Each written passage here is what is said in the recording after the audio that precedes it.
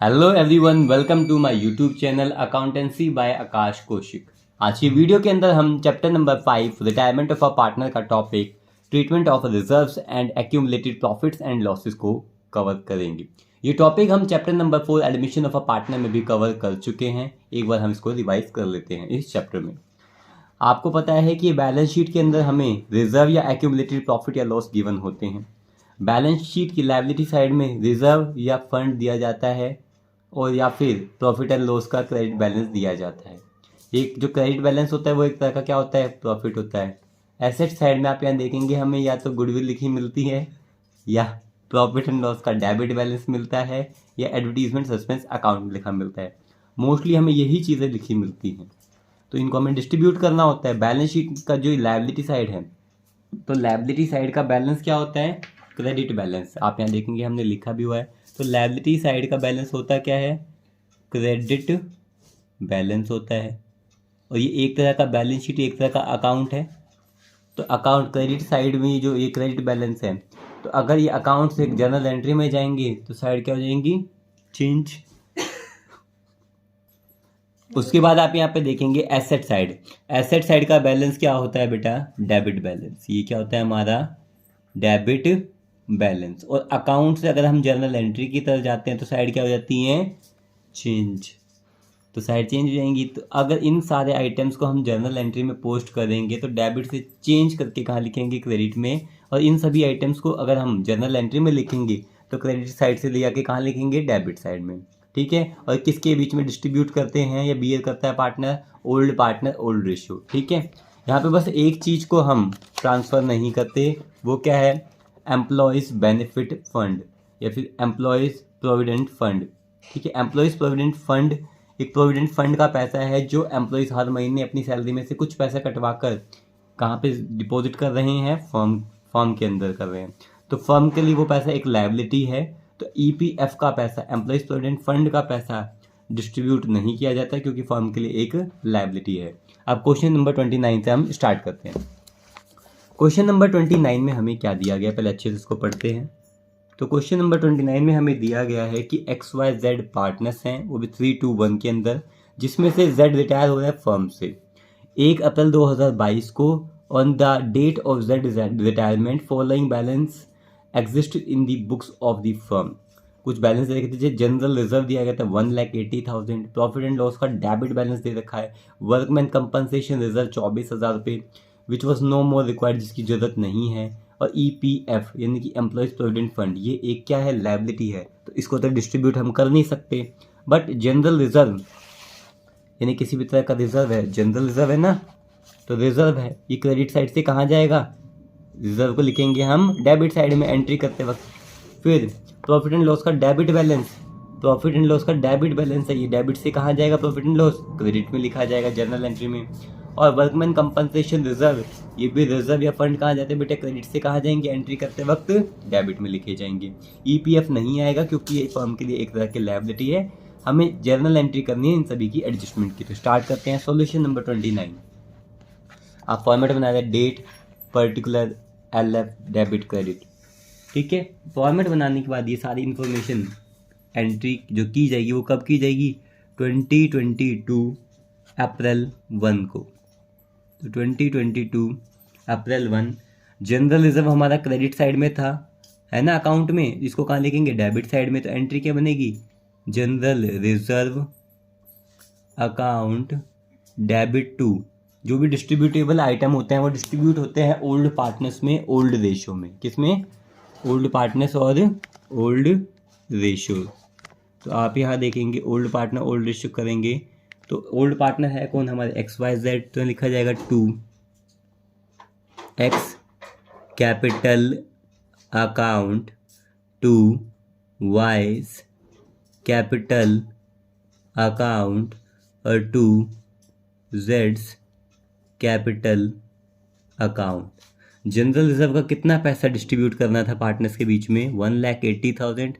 वो भी किस में डिस्ट्रीब्यूट होता है, ओल्ड पार्टनर्स में। वो भी किस रेशियो में, ओल्ड रेशियो में। 3 to 1 में डिस्ट्रीब्यूट करेंगे तो एक्स को मिलेंगे 90,000, वाई को मिलेंगे 60,000 और जेड को कितना पैसा मिलेगा रिजर्व का, 30,000 rupees. being the amount of general reserve transferred to old partners capital account in old ratio. ठीक है, उसके बाद जो बाकी एंट्री भी होंगी वो सेम डेट की होंगी, यानी कि अप्रैल 1 की ही होंगी।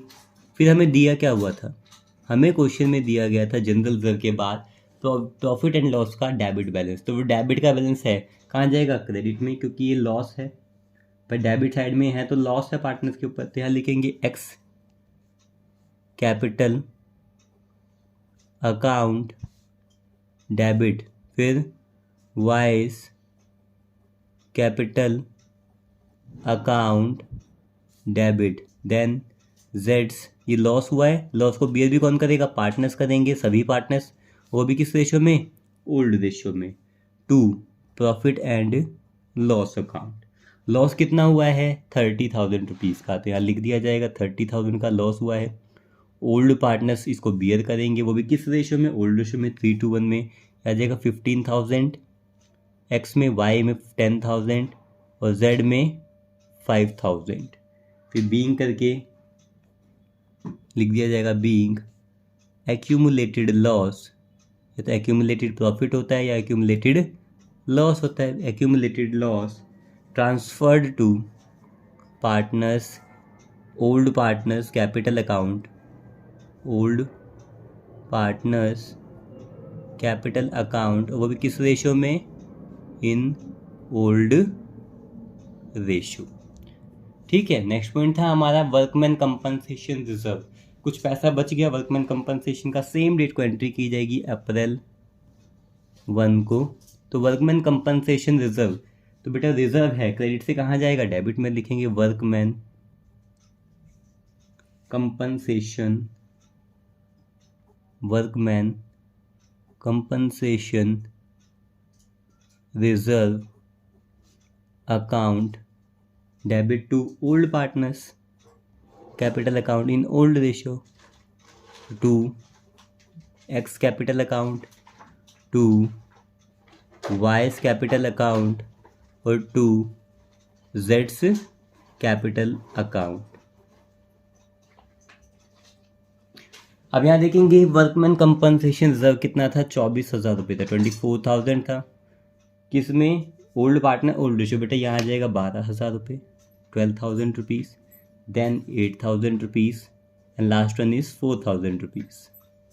यहाँ क्या लिख देंगे, being workman compensation reserve transfer to old partners capital account, old partners capital account और इन ओल्ड रेशियो। ये हो गया हमारा क्वेश्चन नंबर 29। यहाँ पे आप कुछ लोग सोच रहे होंगे सर ईपीएफ को भी बांटेंगे, बेटा वो एक लायबिलिटी है, उसको डिस्ट्रीब्यूट नहीं किया जा सकता। ठीक है, अब हम पढ़ेंगे क्वेश्चन नंबर 30। तो क्वेश्चन नंबर 30 में हमें क्या दिया गया, पहले हम क्वेश्चन को अच्छे से रीड करेंगे।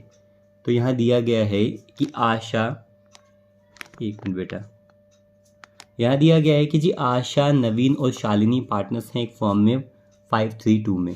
गुडविल अपीयर थी, बेटा अगर पहले से गुडविल अपीयर है तो उसको राइट ऑफ किया जाता है, वो भी ओल्ड पार्टनर में ओल्ड रेशियो में, तो 80,000 रुपये को राइट ऑफ किया जाएगा, ये अपीयर है पहले से। जनरल रिजर्व है, रिजर्व या फंड हमें लायबिलिटी साइड में मिलते हैं बैलेंस शीट की, तो इसको बेटा हम जब राइट ऑफ करेंगे, ट्रांसफर करेंगे, ओल्ड पार्टनर में राइट ऑफ किया जाएगा, इसको डेबिट में लिखा जाएगा। Naveen decided to retire, Naveen business में से रिटायर कौन हो रहा है, इन तीनों में से आशा, नवीन और शालिनी में से नवीन रिटायर हो रहा है। On the date of his retirement, जिस डेट को वो रिटायर हो रहा है, पूरे फर्म की गुडविल वैल्यू की गई थी 1,20,000 रुपये। नया प्रॉफिट शेयरिंग रेशियो है आशा और शालिनी का 2:3, तो जर्नल एंट्रीज करनी है। तो बेटा सबसे पहले तो गुडविल जो अपीयर थी इसको राइट ऑफ करेंगे, और राइट ऑफ किसमें करते हैं, ओल्ड पार्टनर ओल्ड रेशियो में। तो यहाँ हम जर्नल एंट्री का फॉर्मेट हमने बना लिया है। ठीक है, तो हम ये रिटायर हो कब रहा है इसकी कोई इन्फॉर्मेशन हमारे पास नहीं है, तो हम डेट में लिख देंगे सीरियल नंबर 1। पहली एंट्री होगी ओल्ड पार्टनर, अब ओल्ड पार्टनर कौन है, Asha's capital account debit, then Naveen's capital account debit, last में है Shalini's capital account debit to. अगर गुडविल पहले से अपीयर होती तो यहाँ लिखते हैं गुडविल अकाउंट। क्या लिखते हैं? Goodwill account. तो पहले से गुडविल कितनी थी? वो थी हमारी 80,000 रुपीज़, 80,000 रुपये की पहले से गुडविल अपीयर थी। इसको राइट ऑफ किया जाएगा ओल्ड पार्टनर्स में, ओल्ड रेशियो में 5:3 में। तो यहाँ पे आ जाएगा कितना? 60,000 रुपीज़, 60,000 रुपये। फिर उसके बाद आ जाएगा कितना? 24,000 रुपीज़। और ये कितना आ जाएगा हमारा? 16,000 रुपीज़। 1 मिनट, यहाँ आएगा बेटा 40,000, 40,000, 40, 24 और 16,000। तो गुडविल को हमने राइट ऑफ कर दिया बीइंग करके, यहाँ पे नरेशन में लिख दिया जाएगा being goodwill return of, being goodwill return of.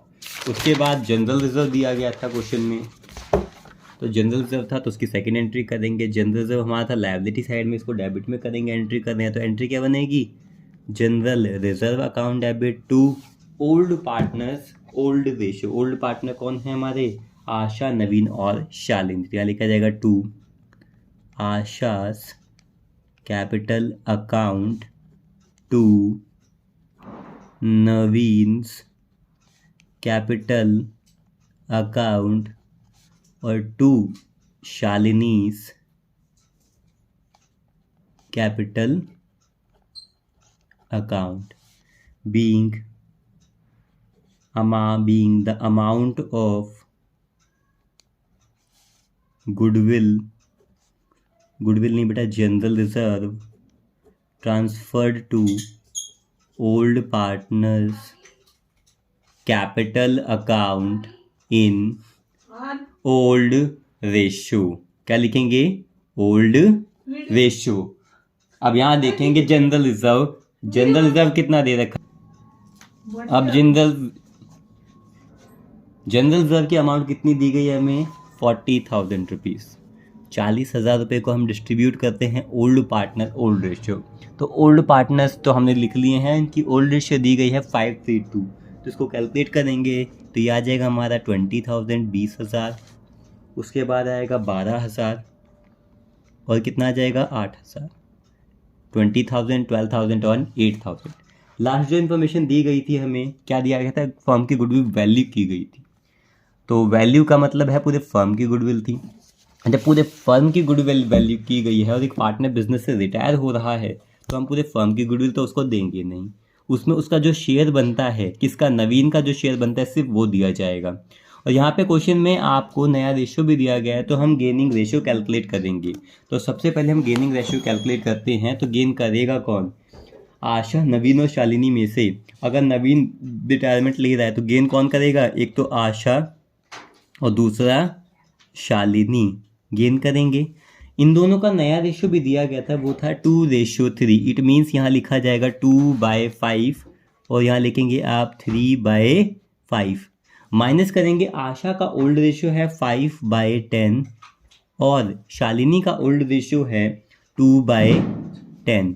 यहाँ पे एलसीएम लिया जाएगा, ये आ जाएगा हमारा 10, यहाँ पर आ गया 10। यहाँ करेंगे, सॉल्व करेंगे, 4 - 5 और यहाँ आ गया 6 - 2। यहाँ लिखेंगे -1/10 और 4/10। हम लोग कैलकुलेट कर रहे थे गेनिंग रेशियो, और अगर एक पार्टनर का रेशियो नेगेटिव आ गया तो यानी इस पार्टनर ने गेन तो किया नहीं है, इसने क्या किया है? Sacrifice.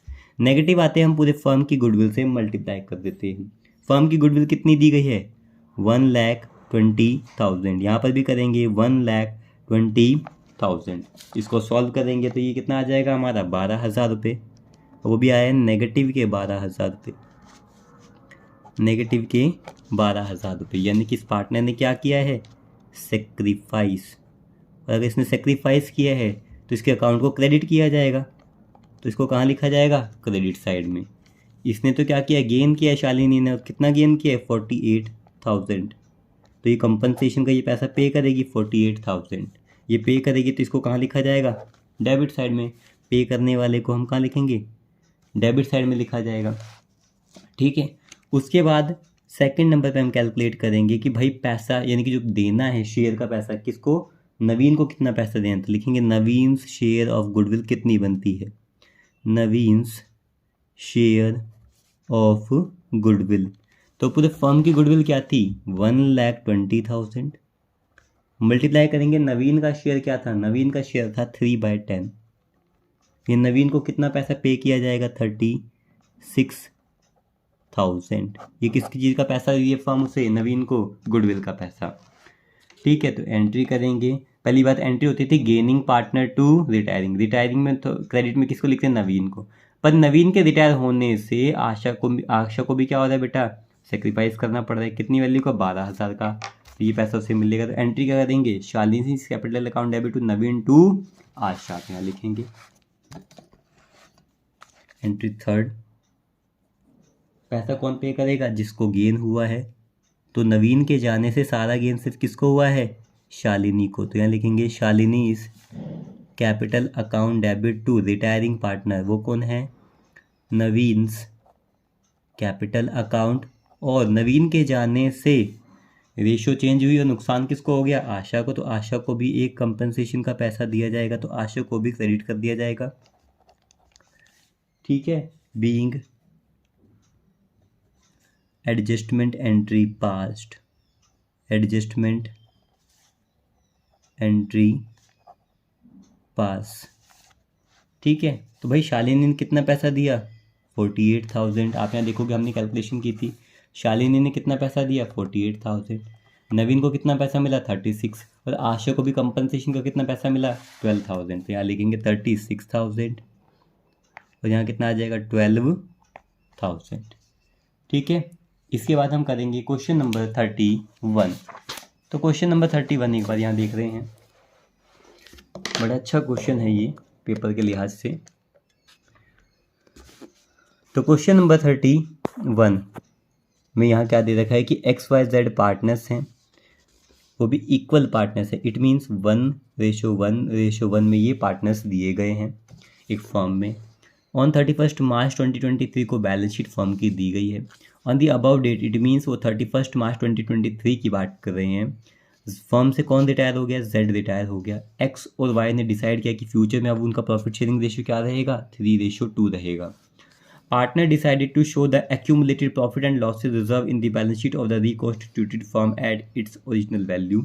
Pass an adjustment entry, बेटा एंट्री भी नहीं है यहाँ पे, एंट्रीज भी नहीं है, एक एंट्री पास करनी है आपको for the treatment of accumulated profit loss reserve, सभी की मिलाकर आपको सिर्फ एक एंट्री पास करनी है।